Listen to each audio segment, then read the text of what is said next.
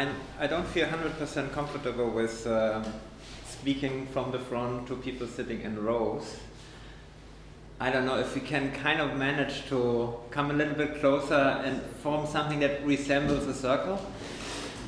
Why not? It's a great idea.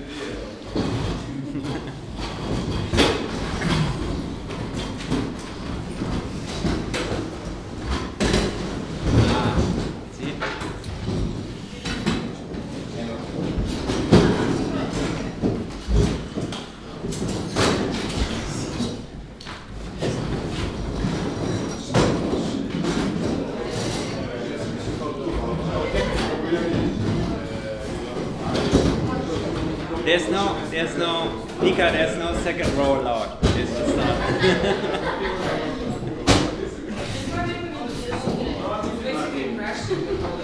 Whatever. Okay. Okay, thank you, Marco, for bringing this up. Yeah, we have to first discuss the concept of a circle.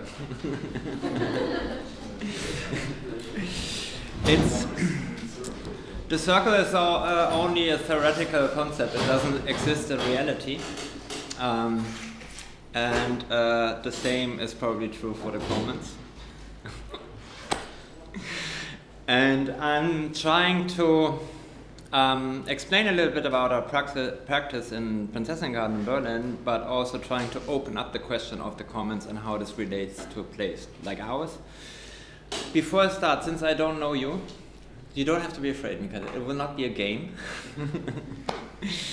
I would maybe just ask around your expectations and your idea of what urban commons might be, so I can reflect on this while I talk.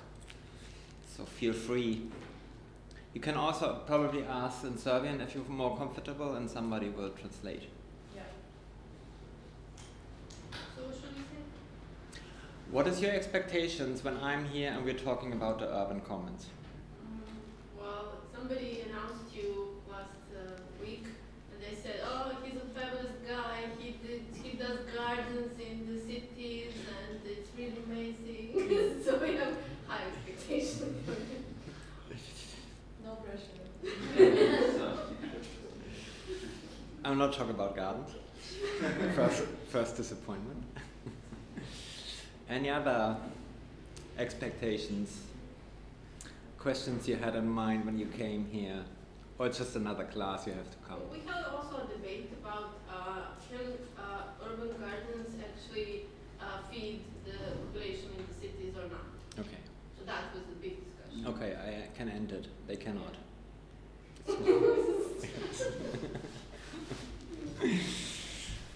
Okay.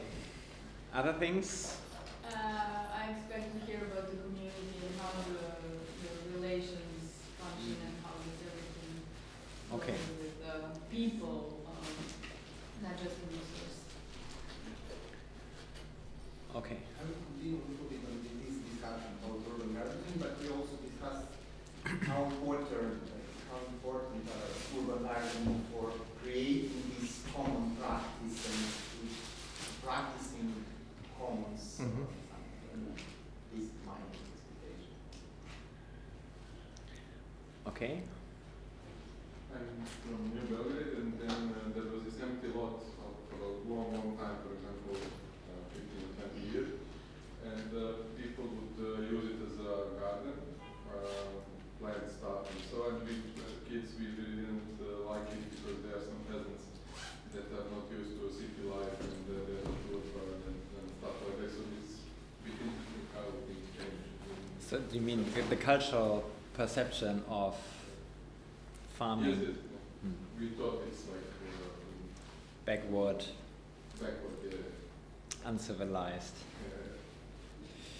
not cool. Now that it comes from Berlin. Yeah.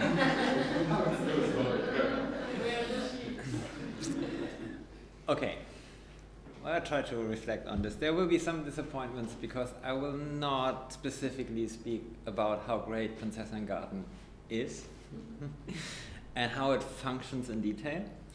I will try to connect what's happening there to the idea of the commons. That's probably also why Eva invited me. I know her for 3 years. I've been here last year. And always when it comes to the term urban commons, I answer they don't exist. But I might try to elaborate a little bit why this is my opinion, or maybe why we better should say they don't exist yet.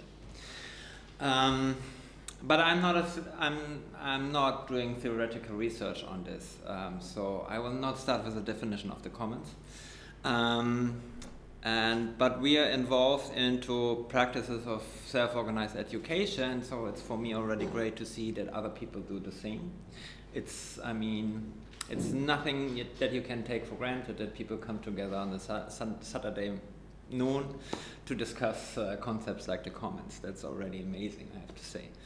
So I will briefly just give an idea of what Prinzessinnengarten is about. We started in 2009 to transform an empty lot in Berlin into an urban garden. Back then we had a lot of vacant land, specifically in the city center. And our idea was to use the mobile garden to transform vacant lots in something that is serving the community. And we thought about gardens from the very beginning not as a way to produce food, but as a way to build communities and as a field of education. So we managed within a few years. This picture, the upper picture is from around 2006, so it was unused. It's very close to the former border between West and East Berlin.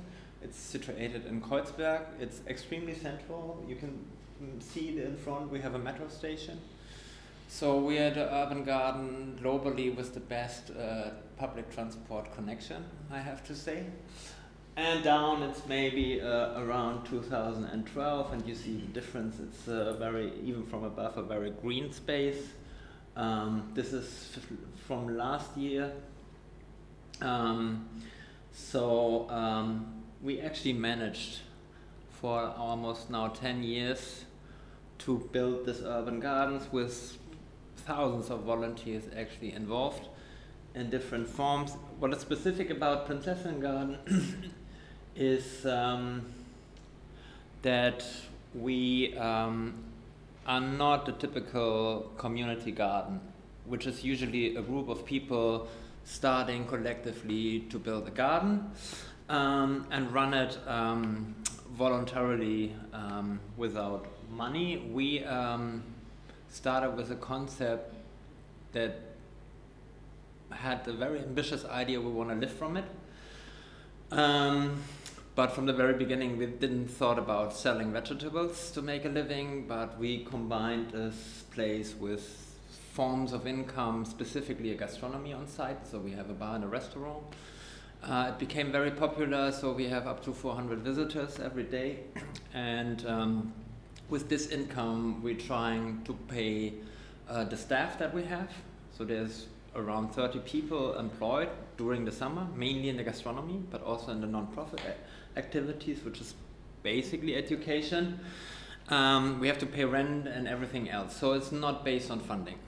So all the infrastructures we built with our own income, and we slowly developed the place into something that is economically self-sustainable. It's always complicated, of course. It's only open in summer. So the whole winter, starting now up to April, it is closed. And to manage this, we formed a non-profit limited, which is not a very easy to manage legal entity, but it makes sure that all the profit we make goes into the non-profit activities, so it cannot be extracted. So we cannot make private profit from this place, but we can employ ourselves. That's the basic idea. I don't know if something like this exists in Serbia or something equal. And a non-profit means in a German context that you have to document very accurately what you're doing. And when you say it's closed during the winter, I mean, is it closed for use, so public is not allowed to enter, or? No one is going there because the whole infrastructure is not fit for winter, especially not the water system. So the toilets are closed, the garden is not working in winter anyways. So we only go there to clean the street from the snow. And if a storm is taking something away and we have to fix it. But basically it's like a garden in your home. You not tend to it in winter because there's no need.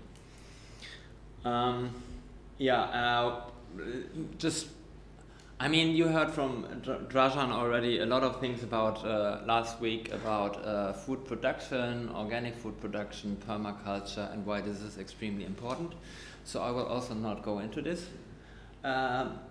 Too deeply, just mentioning that, so as you see, the place was actually a brown field but without soil. So we used only mobile crates and bags to grow. And one focus of what we're doing is biodiversity. So we are growing 500 different species, mostly edible plants. We have a lot of other activities, for example, beekeeping. We're doing bee courses for 75 people every year. We have a bicycle repair shop. We have workshops for wood and metal. Basically, it's also serving a little bit like here as a platform for other people to use the space. So there's a lot of workshops, programs, film screenings, public talks that we don't organize, but we kind of build a framework where other people can use the space. So we take care of the rent, we take care of insurances and other groups, as long as it's not for profit and has some sort of an educational purpose. But it's completely open how people define education. They can use it basically for free. Yeah, that's just a picture of the gastronomy. And just some examples of since we were created as a company and had a lot of money to pay every month for the rent and for ourselves, there was a very specific dynamic in the place to do things that are outside the usual framework of community gardens. So we did concerts, we worked with artists, we had huge events related to food. We have a flea market that is extremely popular, and we work with bigger cultural institutions to do also bigger projects. So just that you have an idea. You don't have to see the details. That's just someone who tried to show the multiple exchanges happening between the garden and the urban environment, which is not just growing food or showing people how to do it organically, but there's a lot of exchanges. It's a public space where people can meet, where people can hang out, which is extremely important, where you can leave your kids running around, which is also not so easy in the city, that has programs, workshops, as I said. You can see movies, you can take part in the gardening. It has an economy that is related to money with the gastronomy and other things. So it's creating kind of a multifunctional micro-environment for things that can happen there that are not possible in other places in the city. And of course, contact to nature, a strong idea of how we relate to the urban environment, how we relate to the food, how do we relate to social relations in the city, and so on. And everything is possible because it's mainly self-managed and organized. So programming like this would not be possible in an institution. So this is what we usually refer to in Berlin as a free space. And Berlin has a long history of people claiming spaces to do something. If it's culture, if it's techno, if it's gardening, and usually as an in-between use where you don't have ownership or long-term access to land, which was okay for the last 30 years. Now we're facing a very powerful phase of financial investment into the city, privatization, gentrification. So all these things, they're not so easy anymore. So this is why, one reason why we start to relate to a concept like the commons, And that's maybe the first point why I would say it's a fragile category when it comes to urban commons, because in my understanding, so we're talking here maybe about practices of commoning. So people share knowledge, experiences that are related to the common good, and it's not for profit. That's basically what I would describe as practices of commoning. When it comes to the term commons, I also try to relate this to forms of collective ownership and self-management, because without ownership, it's very hard to define the rules of how to run a place. And without, if you're cannot self-govern it, it's a hybrid place, but usually not a commons in terms or in the perspective that the users themselves define how and to what purpose it has to be used. So I would say we're talking about hybrids where we see forms of commoning. In Prinzessengarten we also see hierarchical structures and liabilities, because we're a company, so there's a CEO and he's taking all the liabilities.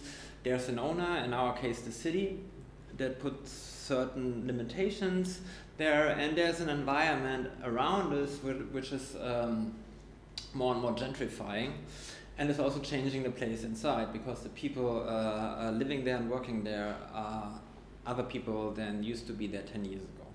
So I would say there's a lot of things happening that you cannot control, and where you have to balance self-governance with restraints that come from you have to make money, there's legal contracts, and so forth.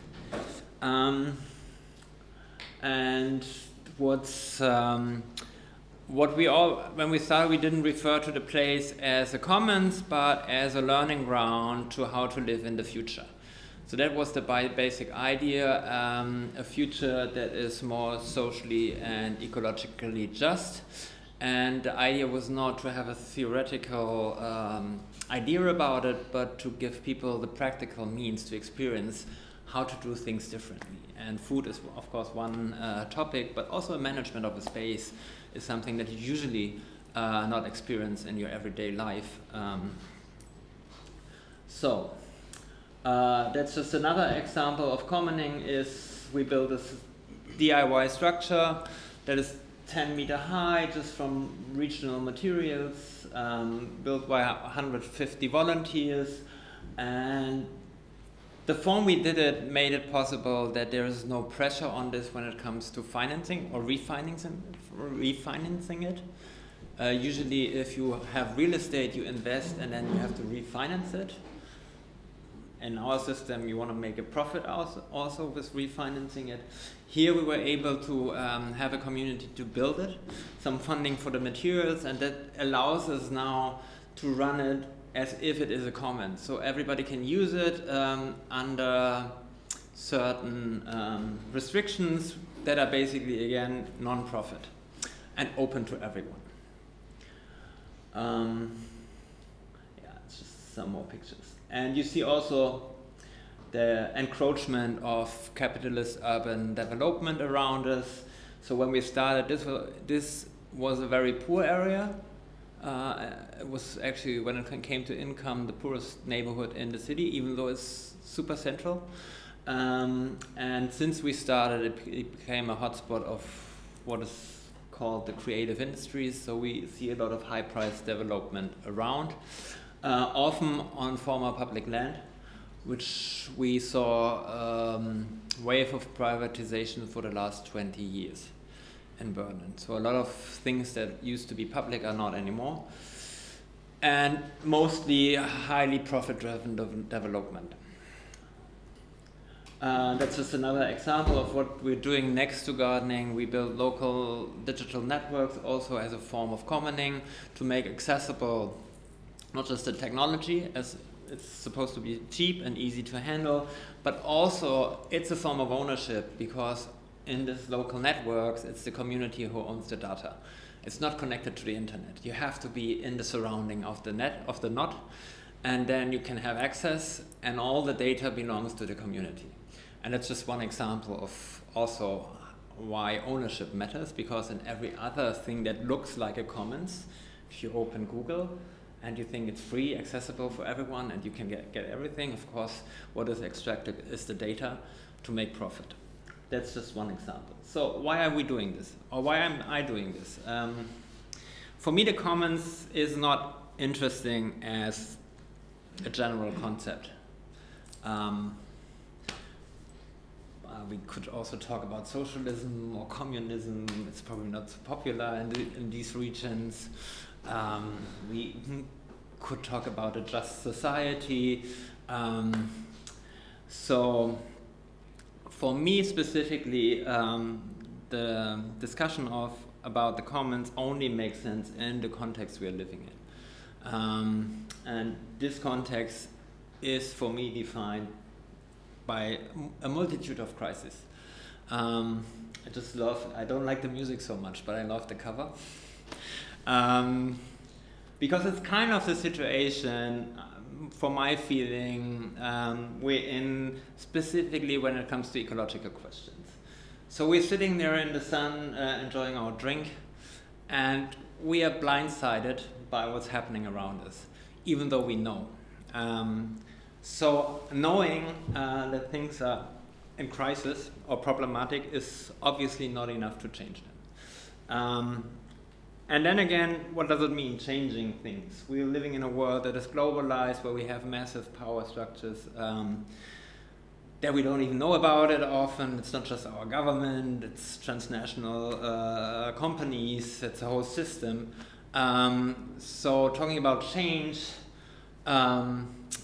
on a European level or global level or national level is extremely complicated for people to have a feeling how to do that, because we're so detached from these structures that it's really hard for people to envision a change on these levels. So this is why I say the commons also as an idea of local change can be very important, at least to give people the feeling what does it mean to change things. And to experience an environment that works in different ways for different purposes than the one we usually been born into. And now, why I'm a little bit critical about the topic of urban commons has something to do with my idea of the territory of the city. And that's, of course, the science of mapping. So we could say a city looks like this. And that's how we usually perceive a city, right? It has clear borders, there's a government being responsible for this specific area. This is Berlin. Just that you know, Prinzessinnengarten is around here, so really in the center of the city. But for me, this is also fiction. Because actually, for example, the question of food, we don't produce the food that we need in the city. So we have to somehow get it from somewhere else. And it's a 3.5 million inhabitant city, so it's a lot of food that we need every day, and nothing of it comes from within these borders. So somehow we relate to territories outside the city. And almost everything that we consume within the city, be it food, be it energy, be it other materials, are mined, produced, extracted somewhere else, usually in rural areas. And people doing this often don't do this under their own will or in their own systems, but in a global system of exchange.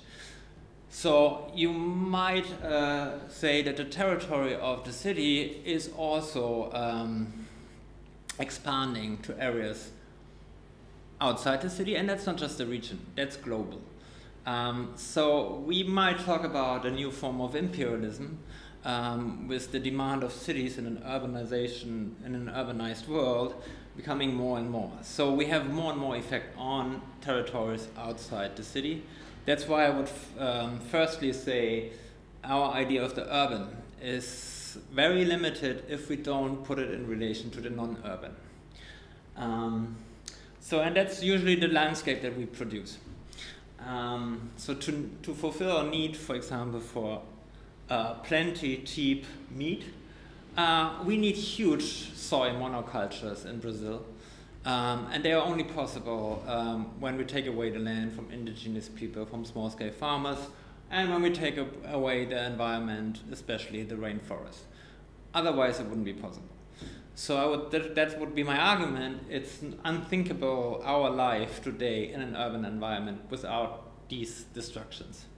And it's a little bit like, I would say, slavery, that everybody knows that this is the core of our wealth, but it's extremely hard to address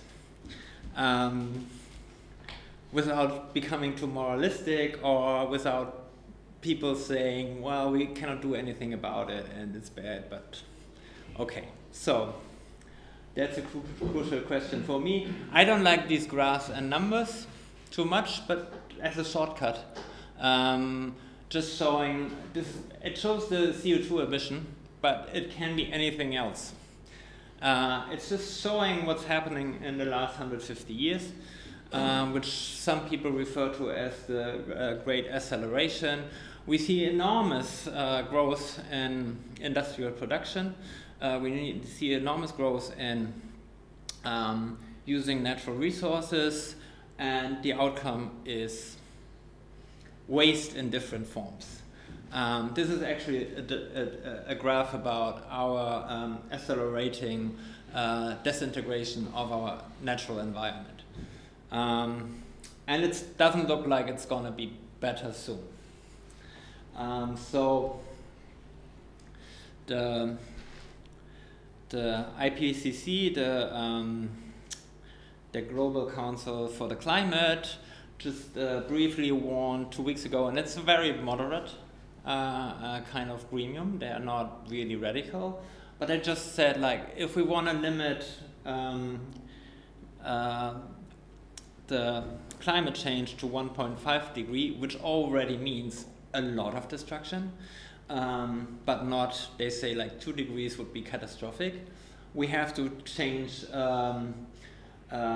every aspect of society in an unprecedented way. I just put this here because often green in the city, sustainability is somehow connected to specific products that try to convince us that they are better than others. So they are organic, or they may be fair trade. You use a plastic cup instead of, I don't know, a throwaway cup. But of course, all of this is related to using resources, maybe a little bit less. But they're also all bound to a growth economy. So nobody can make a business if you stop consuming. So if you go on try to consume sustainable, this might slow down a little bit, but the trend will be the same. So this is why I also often try to not use the term sustainable. Also, the history of the term, at least in Germany, is not about the environment or nature. Is how much you can extract from a forest so that you can go on doing business with it. And it's for the same reason I don't like the word resource so much, even though it's usually used in a commons discourse, because resource already makes a differentiation between us and the planet. So we are still the ones as humans having the right to exploit. And everything else is a passive resource that we can do whatever we like with it. So, and collective ownership alone is not, as we saw in socialist countries, doesn't mean that we're not as destructive as a capitalist regime. So as long as we have a divide between us and the nature, I think we might not be able to grasp the problem. And it's just from the last 3 weeks. Some newspaper articles that are maybe showing the dimension of the problem. So this is about the new fascist government in Brazil. They're not inventing the destruction of the rainforest and the disenfranchisement of the indigenous people. That is going on for 500 years. by Europeans enter the continent and saying, this is a resource for our wealth. It's actually empty. And this what looks like humans are just barbarians and we can enslave them. That's how we entered the history of the Americas. So this is not new, but the new fascist regime is actually also, we see a new form of fascism that is closely related to neoliberal ideas. And the first thing they do is saying, we will tear down the rainforest completely, and indigenous people, they don't have a right at all. So they are just radicalizing something that is already extremely radical in its effect. Also, you can refer a lot of problems that phenomena that we face today, specifically migration on a global scale, can be easily related to climate change and environmental destruction. So if we see these people going from South to North America, the reason is maybe not just that it's crime and drugs and insecurity, it's actually that the change of environment is taking away their livelihood. And that's happening on a global scale. So there's an estimation of we will see 50 million people migrating due to climate change in the next 20 years. The destruction is, the dimension of the destruction is actually unbelievable in scope. So the last time we had this kind of decline of biodiversity is between Perm and Trias. So it's 3 million years ago.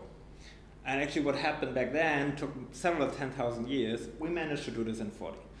So it's really something that is a completely new phenomenon that I would never say one species, because humans live quite for a while on this planet, but one form of civilization is able to change the complete landscape of the planet and destroying the biosphere. And this is also something from an ecological perspective. People often think about compensation when it comes to, let's say, we take a plane and then we pay for a compensation. What they forget is that these things are not replaceable. So they still think in categories of equivalence and numbers and exchange, but a species that evolution created over millions of years, if it's gone, it's gone. And so is the complex networks between the human world. So if we take away the rainforest and replace it by palm tree production, ecological, on the sheets of sustainability, same thing, nothing changed, all good. But of course, from the perspective of the very famous orangutan, it's the end of his world, for good. He will never come back. So this is why we say, we relate to the commons, or me personally,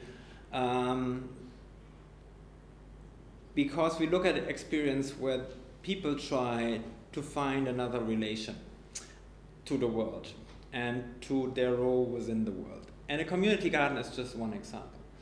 It can be just a nice place for people to have a chance to make their hands dirty, to grow something, to create community. We have to be a little bit careful to not see this as too nice of a picture. It's always better to have a garden than the next concrete block, I would say. But you might also use these places to connect to other experiences, specifically outside the city. So one example we are also in contact with is the ZAD, is the Zone to Defend. It's in Western France. You have to look it up because it's really extremely, it's probably the most relevant and biggest experiment in commons and commoning in Europe. There was an airport being planned. There was 50 years of local resistance. Some 10 years ago, climate change activists joined the fight and the resistance, and they created something that for me comes closest to an idea of the commons, because we're talking about a freed territory where government, for one reason or another, stopped policing and controlling the area. That gave people the space to create their own society, which is based on the idea that they try to work with the existing landscape to secure and save it, to build up a form of agriculture and producing that relates to the specific of the ecology and the environment. And this is also why commons for me is interesting from an ecological point of view, because against a very universalistic society and way of thinking, environments are always super specific. So there is not one blueprint how to do things right.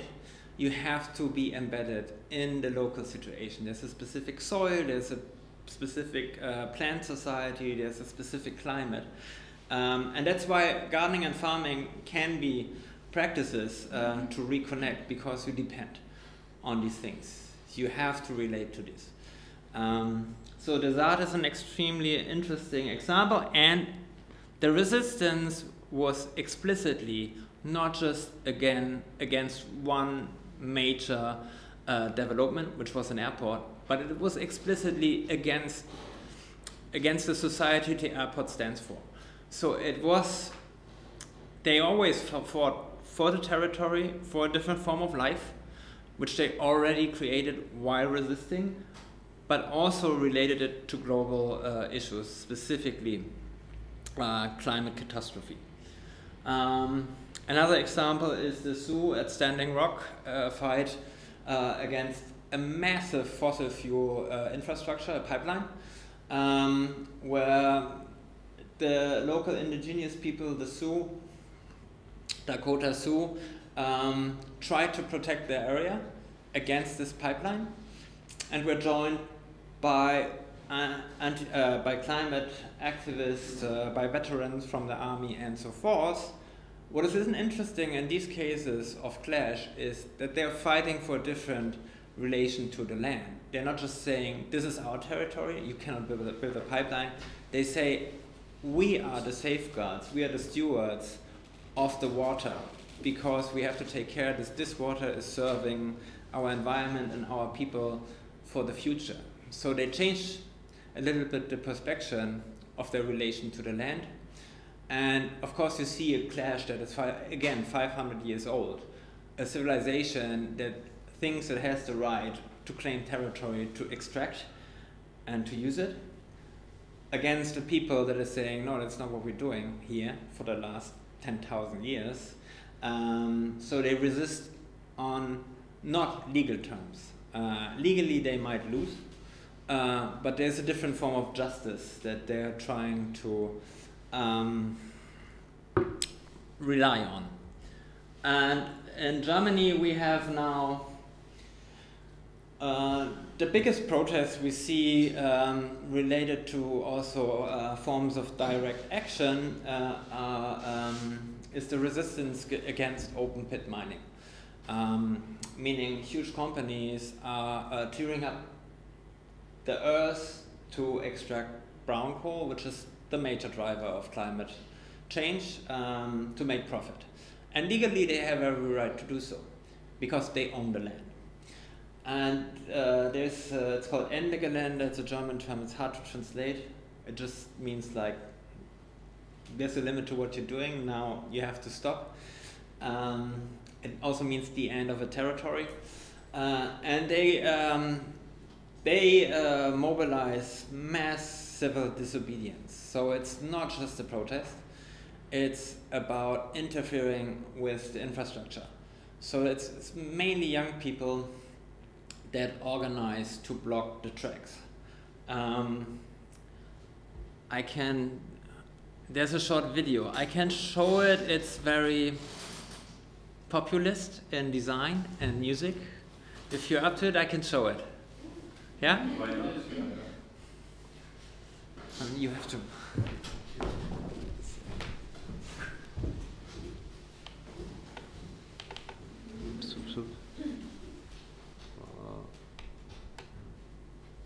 I don't know why I cannot move. If it's too complicated, we can do it in the break.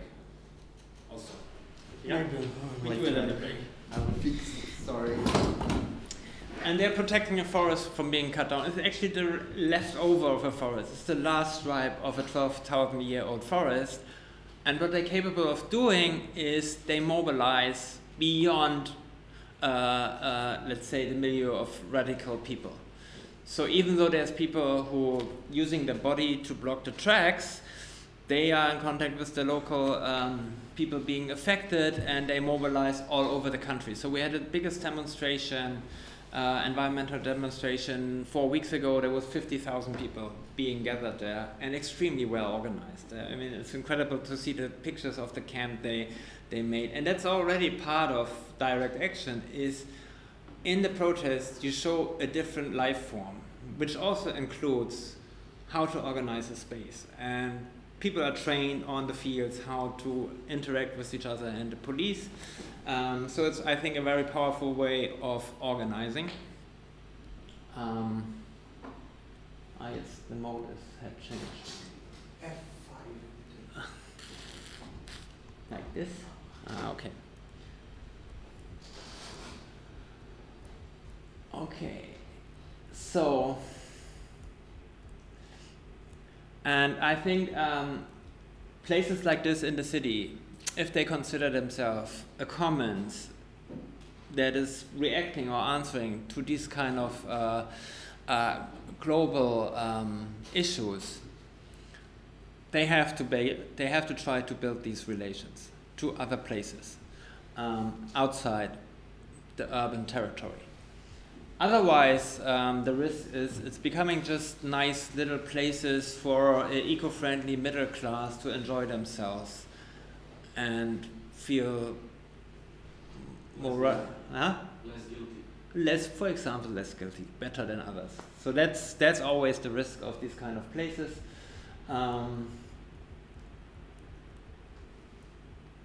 So, and we became part of our place partly politicized because we were this kind of nice little place where everybody was happy and it looked like the good life. And it's only possible if you have high fences and don't look what's happening outside. And we built the garden on a very fragile contract which allowed us only 1 year. And then we had to see if it was prolonged or not. We signed a contract with a company. We had no idea about what this company actually does. It's called the Berlin Real Estate Fund.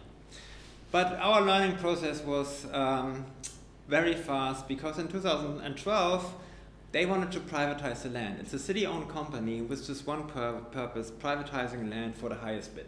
They did it like for 10 years, 3,000 pieces of land, almost unnoticed from the public.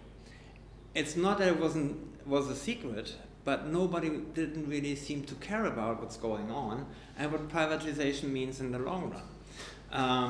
And everybody had the feeling we have so much. Well, one piece there, doesn't make a difference. Until they started to sell schools and kindergartens, and by this, of course, minimizing also our control, public democratic control over the city. So we, in 2012, we faced an interesting situation because they decided to privatize it. They already had an investor. This is an actual advertisement of this company. When you have extraordinary desires, schools, pools, gardens, hospitals, come to us. And usually these extraordinary desires is our desire as the public, right? We want to have schools, pools, and gardens, and of course hospitals. This advertisement was targeted to investors. It's very blunt. I love it. It's like, this is what we're doing. It used to be for everyone. Now you can have it if you have more money than the rest. So, and until then, it was very hard to resist this because it was a whole idea of austerity already being for 20 years implemented in Berlin as also a test case of austerity politics. So nevertheless, we started a campaign to save the garden and to address the question of privatization. And since Prinzessengarten was an extremely well-known place with a lot of people really liking it, we gained a lot of support, like 30,000 people. And we managed not to change the rules of real estate management in the city. We only managed that they changed their opinion about privatizing this piece of land right now. So the head of the financial department just said to us, I will not change my policy, but you know what, I don't have to sell this one right now. And I don't, I cannot be bothered by you making this kind of protests and petitions, blah, blah. We postponed it. And so they postponed it, and we got a contract now with the borough. I will tell a little bit about this later. But we saved it for at least 6 years. So an investor taking it was off the table. And it's probably off the table for good. We'll see about that. That's why when we also, or some of us I have to say, so when I talk about Prinzessengarten, there's quite different opinions about this place and how to run it and what's the purposes. So I reflect my own. And there's, of course, in this place a lot of conflict, as you can imagine, about what's the right way to go and how political you want to be, and so on. So, but for me, it was a moment when I and others said, like, okay, it doesn't make sense when we fight for one place. We have to try to connect to other fights in the city, which gained, because the pressure is becoming higher and higher in Berlin, specifically rent-related, but not only, that the gentrification becomes something that is not a foreign word to most of the people anymore. It's a lived reality, unfortunately, because we also privatize social housing. It affects a lot of people. So we're becoming the city with the highest rents, if you put it in relation to the income of people, which is quite low on average in Berlin for German standards. And we became a main target of international capital. So there's 80 billion euro being invested in Berlin real estate every year. So if people talk about gentrification, talk about galleries and latte macchiato, I always tell them, yeah, well, interesting, but look at the numbers. It's huge investment by funds that don't care about if there's an artist running a latte macchiato shop or not. It is, they see the difference between, so people need housing, and they see how much they can squeeze out of the people. And if they look at the Berlin charts, they say, well, there's another 20% possible. So we buy it en bloc, and then we put it in our books. And that's how we make profit. And I also, I'm trained as a historian. I wouldn't call myself a historian. I'm even more trained in working in bars and running gastronomy places. But anyways, I try to look back into the history books, also in our place, and then I realized what we did was only possible because other people fought before us, even though it's not, people don't remember this often, especially there's so much new people coming to a city. There's a lack of memory of what happened there before. And but places like ours is to actually literally only possible because people fought a motorway. So this motorway was supposed to run through the whole neighborhood. It was supposed to be torn down. And the interesting thing is, when this planning was made, everybody considered this is how a city should be built. A modern city needs this kind of traffic connection. So there was, in the very early stages, the first decade of this planning, nobody resisted it. It was taken for granted. So for me, it's always also a picture of hope, because we change our perception what is a city and how it should be developed. And here it was actually a very interesting combination of squatters, planners, architects, civil society actors who in the late 70s, early 80s completely changed the idea of how to remodel a neighborhood. Before it was taken down, new houses were being built, it was made ready for cars, and they were able to mobilize to stop the whole development and change the paradigm of development. Unfortunately, only for 10 years, but then came reunification, then came the money, and a completely new idea of neoliberal urban development. And yeah, for me, this relates to, it's of course extremely hard to change the system. Because it comes with might. It comes with billions of euros, it comes equipped with attorneys, the law is designed, tailor-suited for this kind of investment and capital moving into the cities without paying taxes. I mean, it's a huge fight. But this is where, for me, the idea of learning and education becomes extremely important, because in my understanding, this is where we have to start. We will not free everything at this, you know, immediately, but we can change things by changing perception and ideas. So this is why we also are engaged in, I mean, we are not experts, we have no training in education. We try to make things up while we do them. And one of the first steps we did was, okay, look at what we're doing. And most of the things that we're doing is actually learning all the time. And that happens also in a lot of like urban initiatives, urban struggles, that people are not just resisting, they learn how to do it, they learn how the system works, and so on. So we say, let's have a closer look at that and maybe stress more this part of the fight. And of course there's some writers and practitioners from the past who already did the job, or Paula Freira is one of them. And there it's not just, so when we talk about a critical pedagogy, we're not talking about the school and the academic system is taking up topics like the commons. That's not what we're talking about. That's usually extremely uninteresting if they do it. It's about, we say, learning means changing ourselves and our community. And we believe a little bit, at least, in the transformative power of education. And that's where people like Paulo Freire play a huge role, also in practice. People like, I thought it's a class, so I just put some books on the wall and then you can do your homework.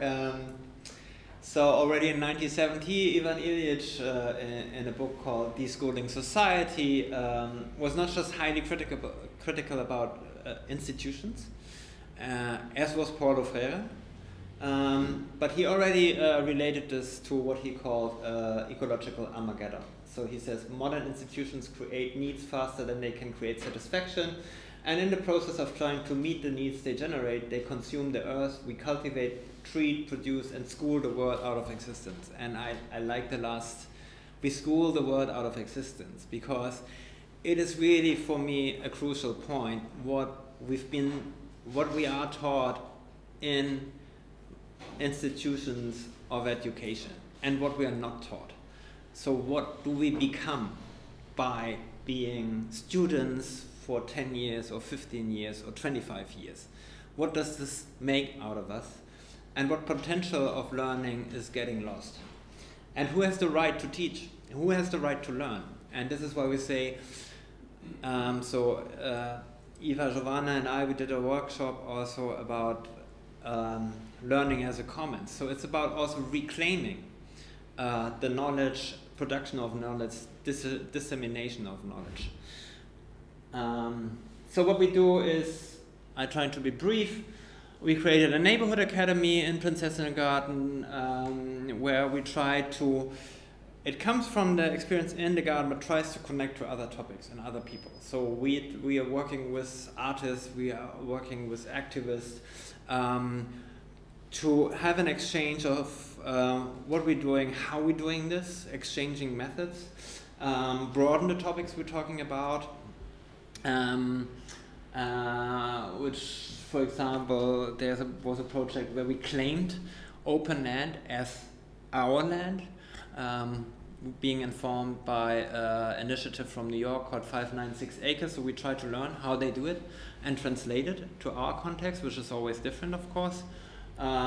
We went with artists to the countryside because we said, like, we're talking about food production all the time, but actually we don't relate to the places where food is actually produced, because it doesn't make sense for me to even entertain the question if urban gardens can produce the food.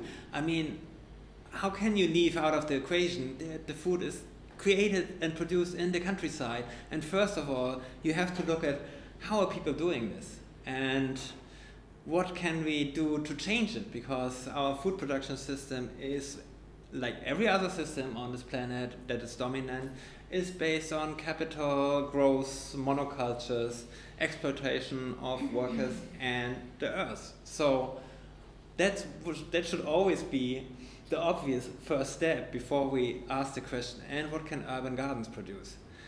Because, I mean, as I said before, there's a form of imperialism of the urban, which comes always with the privilege we don't have to look at things, because we're not affected. It's the same with slavery. We have a privilege in a slave-owning society, even though we're not slave owners, to gain profit from the extraction, violent extraction of work from others, but we don't have to look at it. So we just see the sugar and put it in our coffee, fine. And for me it's the same with agriculture. As long as we don't go there and look what's going on, we cannot ask for alternatives seriously. We do, it's the formatation anyways. So what we do in respect of the place now, Prinzessinnengarten, is that we formed also a school, saying, I mean, there will be a major change in the garden.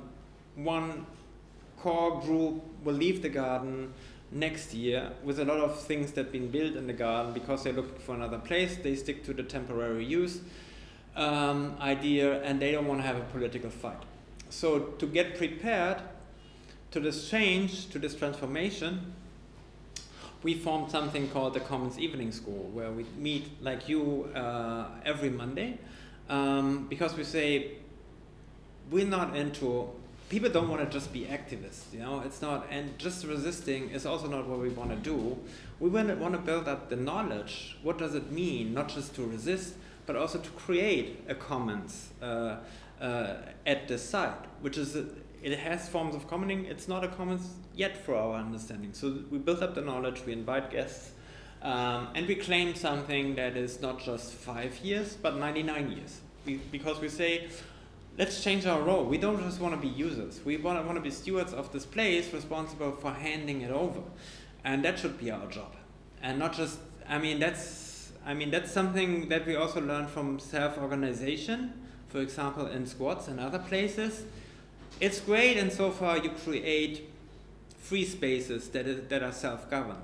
The risk is, of course, you do it only for an inside group. So they become enclosed also. And how can we make sure that the community, the neighborhood, is also part of the discussion, part of the decision-making maybe, and part of what this is about? And how can we also make sure that other generations will take part or can benefit from what we're doing? So this is why we claim 99 years. It's also a legal framework, but that's maybe too much. So we start to define not how it's used specifically, but what should be the rules of using the site. So we wrote a manifesto with some ideas what this should be about. So there's also the term commons, a space for collective learning, cooking, beekeeping, repairing, and so on. So this is general ideas that we hope we can implement, and then still leave it open for people to do their own thing along these ideas. And as I said, this is only this discussion is only possible because we relate to other struggles in the city. Otherwise, it wouldn't make sense for me. So we're caring for a neighborhood that has a lot of different issues. For example, the most pressing one now is next to rising rents, is rising rents for small-scale commercial spaces, for local businesses that exist for 40 or 50 years. Often migrants from Turkey run it. And we have quite strong tenant rights in Germany, but no protection of commercial spaces. So we see now huge companies like Google moving in and kicking out all this directly or indirectly. kicking out this commercial business. So we tried to relate to this. Google actually we won. They retreated a few weeks ago from the idea to build a campus. So this is of course also important to have wins, you know, to show people that it makes a difference if you go to the street and mobilize. We try to connect this also to fights in other places. So there's of course a new international community living in Berlin, where we try to connect to, and be it the fight the new authoritarian regime in Turkey or in Brazil, we also give them space to mobilize and to do events, and also make us more aware of that we're living in a global system where people face quite similar issues and problems, and how we can learn from this, and how we can be solidaric to this kind of, and often under much harder conditions than we face in Berlin. So there is no prosecution of activists. We will not end up in jail. But that's not true for friends of ours who are now, for example, in Brazil fighting a new fascist regime. Not everything is readable. So coming back to the commons, the question is, you could look at the city as a commons already when you have, for example, a reading of Lefebvre and David Harvey from a kind of briefly a Marxist understanding of society. Then you claim everything around us, everything that we wear, all our connections are collectively produced, so it's ours. And all forms of privatization is basically a form of theft, so we claim it back. So that's, in a nutshell, maybe one idea to look at the commons, and then we can actually make the claim the whole city is a commons. But then, of course, we have to realize that's a claim, the reality is the opposite. The whole city is completely privatized, we have no access at all. Another way to look at it, and that is also related, okay, and then my bridge was, then we have to look at power structures, and the question how to gain power back. And one thing that is now discussed in Berlin, also because of the examples that you might have heard about in Barcelona and other places, specifically in Spain, is municipalism. So if we're not capable of entering the power on a national level or on a European or international level, we start to do it locally. So we organize the social movements to enter politics, which was also the case here in Belgrade, successfully done in Zagreb, as you probably know better than I do. And for me, it is super important to look back also at who actually framed the term municipalism. Because again, urban movements try to deal with this as if they invented this shit, and it's completely new. And if it's just about cities, so you often hear about Barcelona and Madrid, you never hear about the 100 communities, more rural, smaller, that also successfully gained for local power. So for me it's very informative to read Moral Bakhtin, because he formulates this idea of municipalism and federalism from an ecological point of view. He has a very basic statement that domination of nature and domination of man has the same source, domination, and we have to fight it in all different forms. And he is becoming, of course, extremely important for the biggest municipalist movement, which is in Rojava in Kurdistan. So also often overlooked as a very complicated example, but as the biggest one we know. And that's how I want to stop, because I'm just reading this book and I can only recommend it. It's Peter Lindebauer is, of course, well known for his works on the Commons, the Magna Carta, and so on. This book is about how a new working class was formed on the sea, on the Atlantic, created by imperial and colonialist trade, and colonization, bringing together a lot of different people from different backgrounds on the boat. So the boat becomes his symbol of a commons. And they create their own language. They learned how to collaborate, to run a ship, like a very complicated machine actually.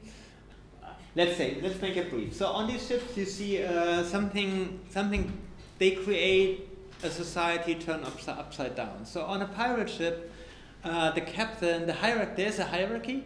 The captain has all the right to do what he wants in the moment when they chase another ship or when they're under attack. Then it's the captain's work, because you need some discipline when you want to fight.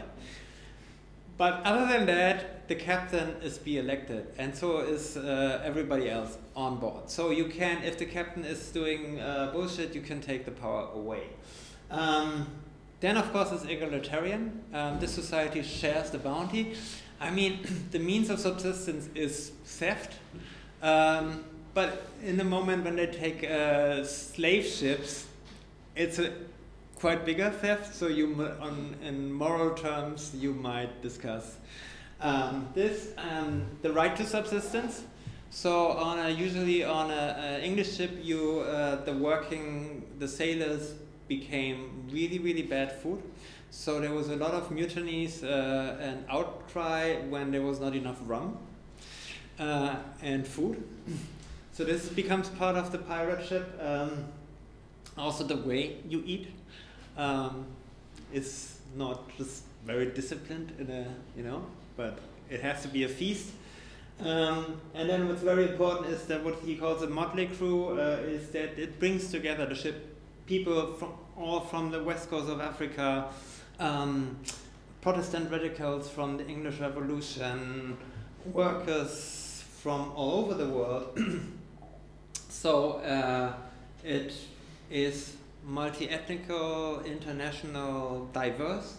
What is not here, it creates a society outside the reach of the traditional society, including not just class issues but also gender issues. So you see female captains on this boat, 17th century. And this is just like how I would perceive the idea of the commons is targeting to something that you can control democratically, like a ship.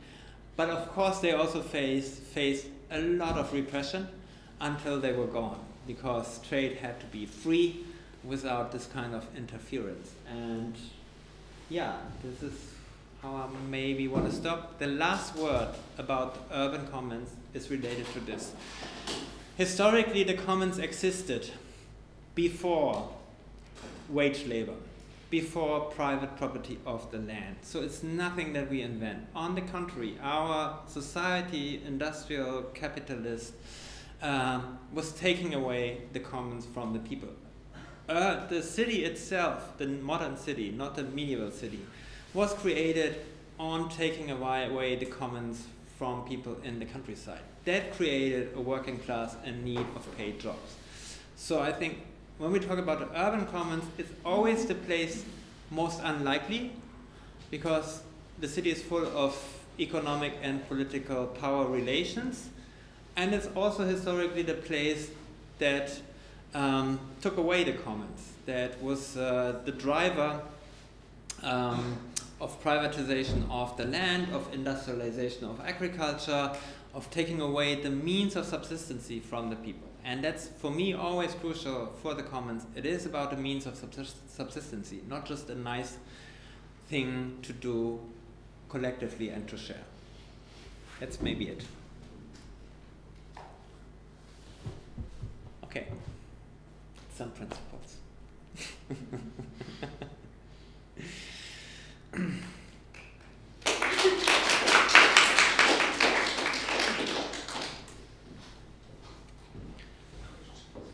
We're very good on time, but we also have some time to maybe hear questions or comments.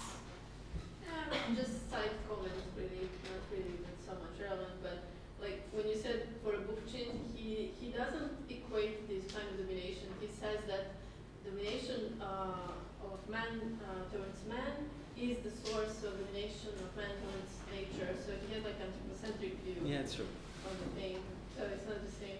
And for the piracy, I don't know much about piracy really, but I'm just thinking about 17th, 18th century. That was the time of the colonial, traveling to countries and taking the resources. And the pirates were actually robbing these ships, and this is why they were suppressed, I guess. Of course. So, and I'm just thinking, like, even if we think about these ships as some kind of, nice places in some, sense of like commons, and I'm still thinking how it's related to the exploitation, and that they existed because of this kind of exploitation, right? Or maybe I As we all do. yeah. And that's for me, that's why I relate to this. It's not, they don't create a new world economically. No, they live on the extraction of resources from others, as we all do. So that makes us common to the pirates, because we're all dependent on an exploitative system. Yeah, Every single one of us. But the main pirates now, like in Latin America, are actually the biggest ships who are exploiting the... I'm not referring to a general idea of piracy. I refer to a historical point that Linnebauer makes, and trying to use an unfamiliar picture to think differently about what commoning means. Yeah. I think it's just a side note, because I realize that there's these big ships illegally are exploiting like fish world and everything, like sea world in Latin America basically. And I think that they're belonging to private corporations, because who else could do that? It's like it's a big ship. Do we have some other comments? Thanks for the presentation. It was very interesting and fascinating. I would like to ask you, what is the relationship in your perspective between practice, common practice, and struggles? Because I think commons can be in the common in a way, can be the product of both practice, but of communities of practice like gardeners. But there has to be in a way, in order to have a more politicized understanding of the commons and what they imply the moment of struggle. So in your own experience, and there was at some point that you rightly emphasized the necessity of engaging in a struggle, because the commons is always also a matter of being appropriated by capitalist logic. So it's a kind of confrontation between movements and mainstream society and economic interests. So in what sense, our societies tend to be introvert, to create communities of practice that are kind of isolated, So how these struggles create also intersectional dialogue, alliances, coalitions between amongst different communities of practice. Your experience, and also conceptually.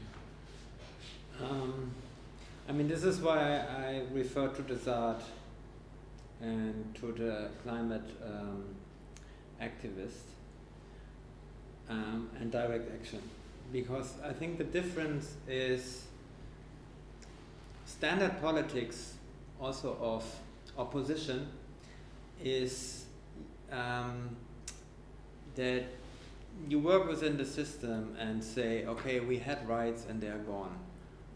But it's all bound to centralized states who give us the rights. The difference with this kind of practices is you defend something that you build on your own. Or you build something on your own while you defend it. And of course the connection is not just we claiming rights on the street with banners. You build a connection to a place, and you build this place. And this is what you protect. So your personal relation to the place itself and to the people who build it is completely different. And it's not abstract.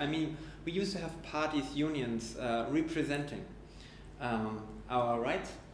And in these cases, there is no differentiation between representatives and people doing things. And I think that's super important to relate to your own community, but also to, that's what it makes it extremely easy to relate to other fights. I mean, we have, when we talk to the Saat, it's immediately clear what brings us together and why we're having the same fight. Extremely decentralized. We don't have a Comintern ruling how we're gonna do this, fight capitalism, but we have the same idea of what we are up against, but we have maybe different ways to do it. And I think that's the strength of this kind of activity. The weakness is, of course, that we don't have a disciplined army of party soldiers taking over state power. I don't know if I understood you right. Methodologically, it was the linkage between practice and how to turn this practice into campaigns and struggles, how to reach over communities. They're doing their own, pursuing their own practice, being introverts, and isolated, and how to build alliances, intersectional across different senses of belonging and. It's super. I mean, it stays super complicated. For example, I mean, the people who are active in Berlin on different urban struggles, it's, I mean, you know each other, and you try to build connections. Still, it's extremely hard to have intersectional ideas of how to fight together, because fighting for nature and environment and fighting for social housing seems to be in conflict. Because, you know, we need more place to build housing that's affordable, and then we cannot take regard on green. So this, on this level, it's very hard. Then it's also very hard because everybody is sucked into these kind of fights. So the workload of people being active is so high that the very idea of trying to bring this together is freaking people out. Not that they don't see we have to do it, but on a personal level, when it comes to workload and stress, it's complicated. But, for example, the municipalist movement in Spain at least started with a process of what they call conferenza. So bringing together ideas from different social movements and to formulate a common strategy. But it's super complicated. That's the challenge. But if it's not complicated, it means that it's too easy. So things are never easy. But at least, the other way around, we have conversations today that we haven't had in the last 20 years. So we may make progress in terms of what we're thinking about and who we think together with and so on. So I see this clearly happening, even though when it comes to political strategy, there's a lot of question marks. I mean,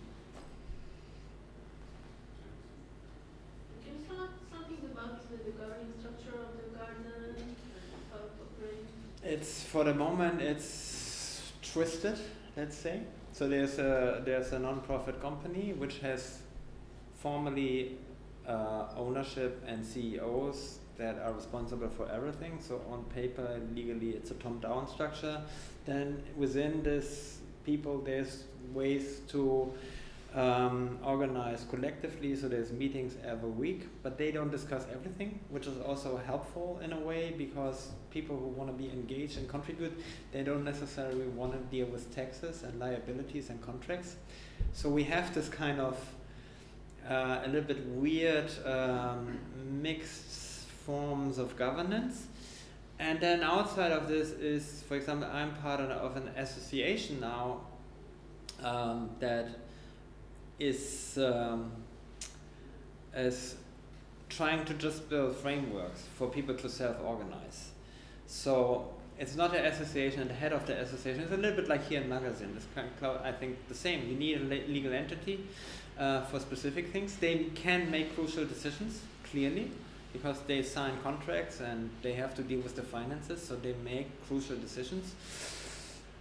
But they also build spaces for self-organization. So the evening school is completely and independently organized. But we don't have a saying on paper.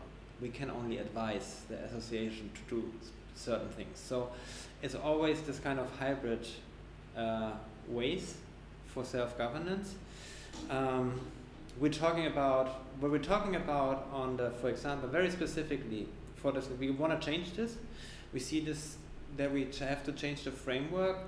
And we have a very ambitious plan on the borough level to introduce a new legal framework that is in Great Britain and the US called community land trust. So we want to put sites like this, also other sites, in a collective trust that is governed by different groups. So the users, but not the users alone. Also the representatives of the neighborhood and the municipality. And also as a form of ownership, not just as a management of the usage, but that's very ambitious. But we think we have to head in this direction of legal frameworks to secure places, because if they're just public, we had too often experienced that they become privatized and not. So to keep things out of the market and guarantee a democratic decision making, we're talking about these new models, but we still don't know how to translate it in our legal system, and we have to find money, probably, to make this happen. But it's the way, at least the direction in which we think of in terms of governance. And the strength of the place itself is independent from these frameworks. We allow a lot of self-management of certain groups. So we don't have the resources to plan everything, to program everything. It's a little bit like here. So people do it on their own terms, with very loose ideas how to deal with the place, what is this about. And that's just like, a lot of things just happen because we don't do them, other people do them. Okay, anyone else? So we can go to 15 minutes break. I have one. Maybe I missed this part. I was a few minutes outside. But you mentioned that it's outgoing gentrification in area where is your garden. And are you afraid, or do you have some tactic how to fight against gentrification, or at least how to preserve your urban garden? If you mentioned that, sorry. I mean, fighting gentrification would mean that we illegalize huge financial investment into urban areas. That would be like the only measure that would actually help. Because, for example, right now next to us, there's a development of 150 million euros. That's what you're up against. And this is only to make profit. So they will change the landscape of the neighborhood by being allowed to do so without consulting with anyone, because it's private ownership and there's a building code that allows them to build actually what they want. So that has to be always, I think, that the perspective of anti-gentrification has to be on the macro level and what's happening. Otherwise, you don't know what you're up against. On a micro level, what we and other initiatives do is what you do as an initiative, you mobilize, which is mostly also information campaigns. It's like making people aware of what's going on. So basic information: who owns the houses, when was it sold, to whom, what were the conditions before, what are the conditions now, who's been affected. This is what everybody tries to do, and then you go to the street and tell you're not happy with what's going on, and then you might be able to kick Google out, because not legally you don't have a chance, but they are afraid of their reputation, so you might have a little bit of bargaining power there. What people do on the term of housing is much more complex and probably also more relevant, is they're trying to buy back things that were privatized. It costs a lot of money compared to what we owned, what we earned when we privatized it. It's like tenfold sometimes, so it's ridiculous. And now there's a new campaign which gains more support even in mainstream media. It's about taking away the ownership of the biggest landlord in Berlin. Expropriation, it's called. And we use the term again. And it's not a scandal. This is quite interesting. So publicly people talk about expropriation again, because we just reached a limit where even middle class people see they're all going to be affected. And since there's no legal tool, they want to make a referendum to put expropriation in a citizens' law. We'll see, but I think alone that we can say this out public, and mainstream newspaper, yellow press even, is at least ambiguous, if not supportive of the idea, is, you know, shows a change in perspective. So, sorry, just to add to this, expropriation to whom? Like, who's the authority or whatever? In example, it's a city or? No, it's private. It's a company. It's a national operating company. Yeah, but then when you expropriate the state. The state. Yeah, it's okay. in our actually in our constitution. No. Wait. In our constitution, the people have the right to expropriate if ownership is not used for the public good. That's the only thing in the constitution is they have to be paid for it. You can't, but even payment is vague. You have to be compensated, but the state can, and the state is permanently taking things away for their own infrastructure projects, and it's not. We don't call it expropriation. But who's owning the land mostly? We had other questions, so please raise your hand, please. Oh, there are no other questions. Yeah, there was. I saw just raised hands whenever someone wants to speak. That's Sure. easiest way. Okay, there was one I there. have just a comment about how people are perceiving, from some experiences that here, how people are perceiving the problems that they have with their backyard. For example, someone wants development or gentrification. First, they think that this is done against the law and against something that is, they have a faith in the system. So they react like, we will sue them, we will go by the objections to the urbanistic plan and so on. When they see that there is completely fake participation procedures, that they are like actually, that's actually something that is by the law, then they are addressing the media. They think it's a scandal. That's something that's scandalous, that in my backyard they want to build a gas station. But they didn't see that in all the other backyards there is already a gas station, and they didn't react against that. So then the media doesn't show up and don't care, or the reaction is small. Then they get together and try to work as an initiative. But if these small particular fights are making people, if they don't connect, so it's not about how you can connect to the others because you feel that it's the same struggle. But if you don't connect, then you lose your any idea about any sense of fighting, because it's your struggle is so small and you are losing. You generally lose without mechanism that can protect you. And in your case, it's nice that it is a win for now with the company, but without connecting to the others, I don't see how it can become a policy. So it's not only about you being aware that the other struggles are important too, but that you are losing if you don't connect.